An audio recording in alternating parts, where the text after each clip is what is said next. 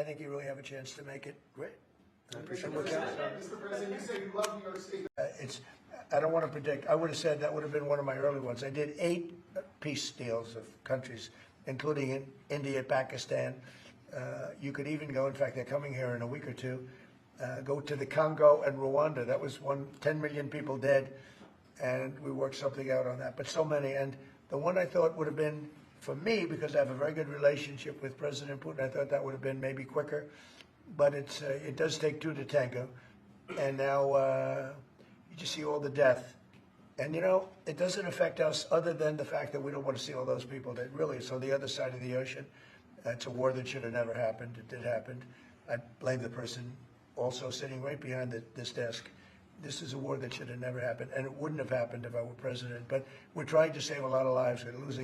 They're losing 25, think of that, 25,000 lives over the last short period of time.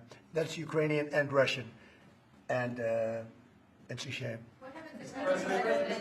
I want to ask the mayor-elect about a House resolution just passed overwhelmingly to condemn socialism, including with 86 Democrats, all of House Dem leadership, and the minority leader, Hugh Jeffries, despite his endorsement of you. What's your reaction to that?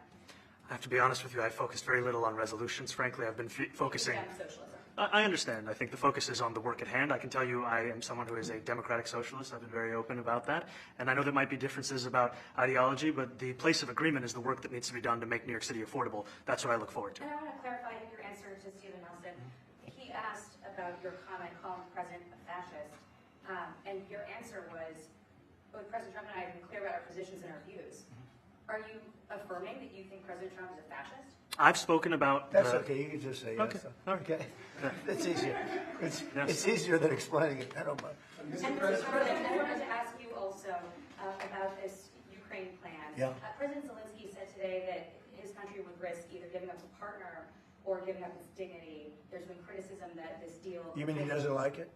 It's unclear. He was sort of... Well, he'll have to like it. And if he doesn't like it, then, you know, they should just keep fighting, I guess, you know. The suggestion that you made, though, was that if he doesn't accept it, that the U.S. would pull back its support for Ukraine. Is that Well, at some point he's going to have to accept something. You know, he hasn't accepted. You remember right in the Oval Office not so long ago, I said, you don't have the cards. Don't forget, I inherited this war. I would have never, this war never would have happened. I inherited this war. And I thought he should have made a deal a year ago, 2 years ago.